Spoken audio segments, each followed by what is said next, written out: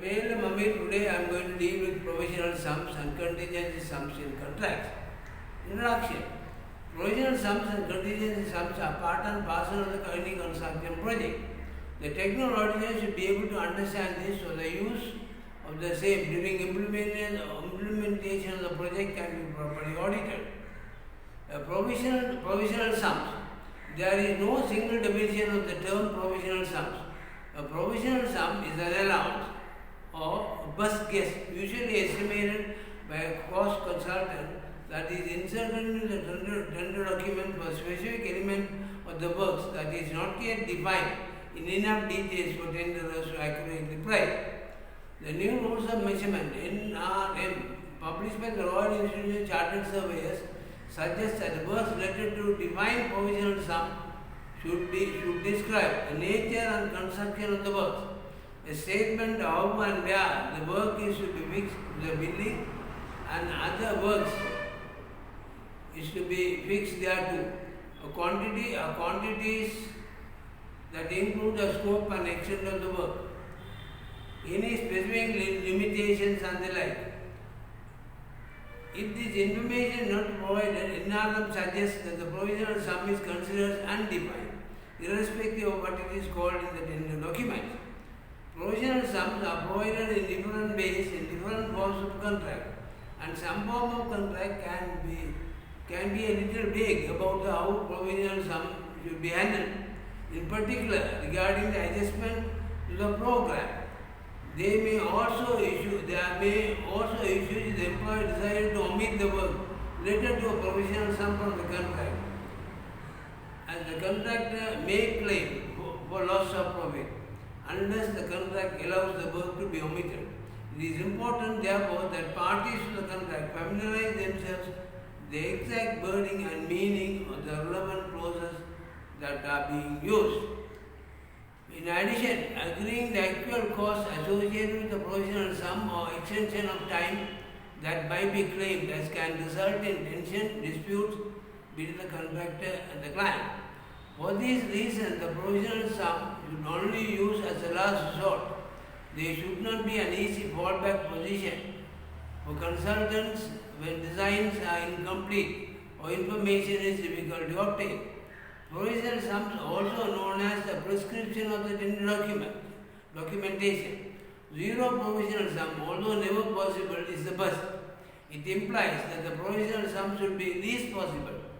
Contracts with high percentage of provisional sum in relation to total cost of the project to be avoided, as it implies that the design is incomplete, resulting in high volumes of variation and additional works during implementation, with possibilities of cost and time overruns. The client may not be in a position to get value for money, as the variations and additional works are often a playground for smart contractors. Usually, variations are priced high in comparison to tender rates. Provisional sum, as far as possible, should be defined. The risks are significant enough that NEC engineering and construction contract does not have any allowance of provisional sums. Provisional sums are a mystery to many construction engineering lawyers, often thought as to be a domain of the quantity surveyors rather than legal advisors. In fact, a building contract's treatment of provisional sum can have a profound impact on the overall cost and the speed of the project. Use of provisional sum. Provisional sums are often used in two occasions. When the precise detail of the part of the work is not finalized, for example, when part of the site is hidden, perhaps underground or with the fabric of a building, and cannot be fully investigated prior to commencing the works.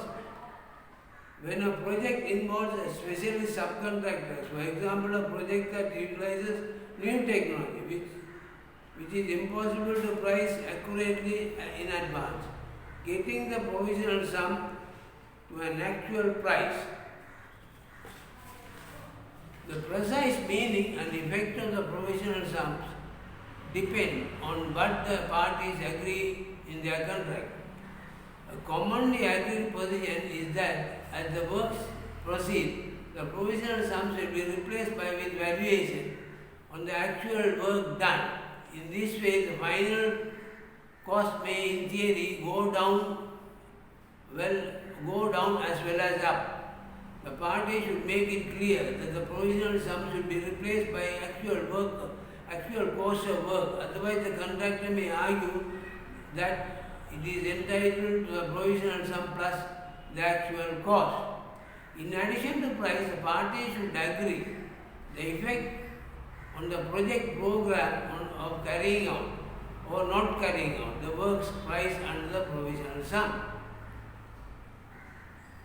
However, there is less common ground on how this should be done. They say JCT approach. The JCT adopts the RICS standard method of measurement, 7th edition, SMM7, when dealing with provisional sums. Perhaps the most important feature of the SMM7 is regard to its distinction between defined and undefined provisional sums. The defined provisional sum relate to work whose details are known. SMM7 sets out the required details in General Rule number 10.3.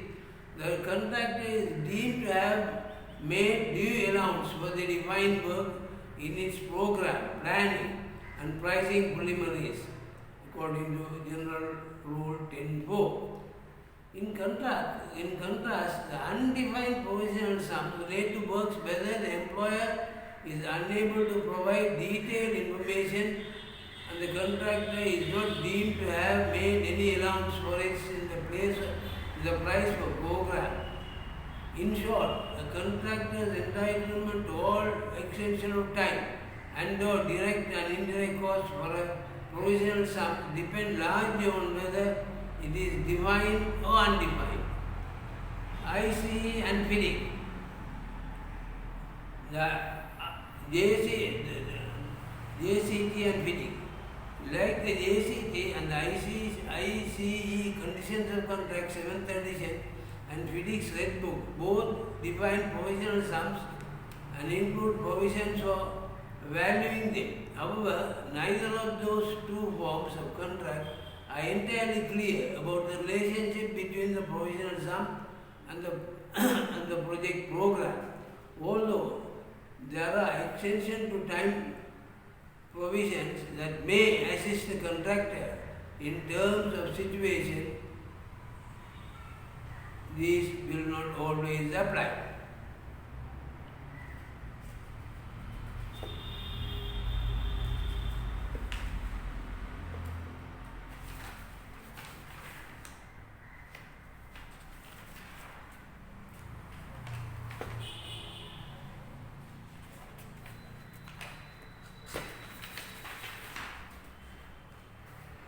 The risk of using provisional sum and NCE 3 approach.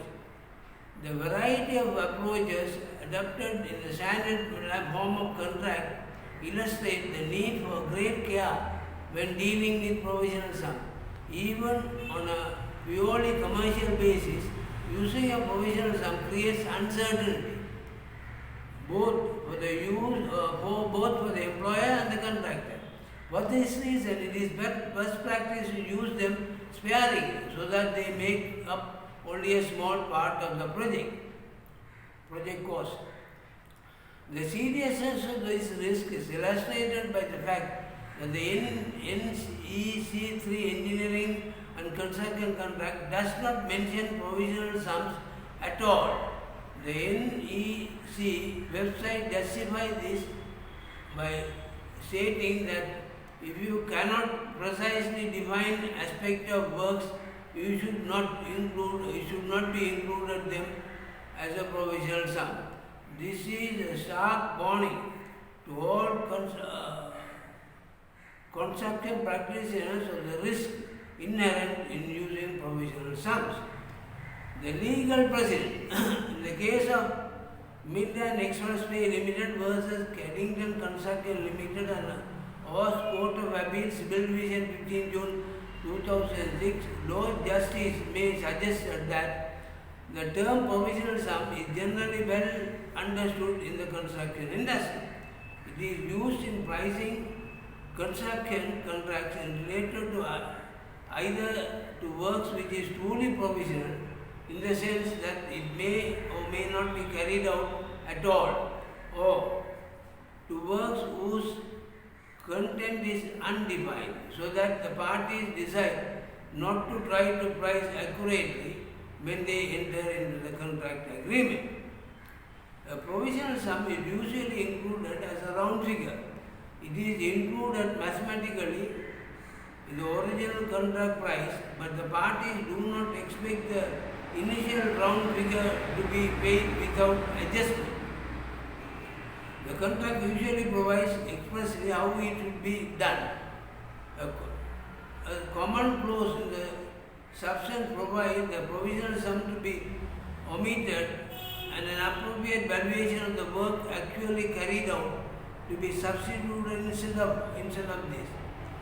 In this general sense, the term provisional sum is close to a term of art, but in precise meaning its effects depends on the terms of the individual contract.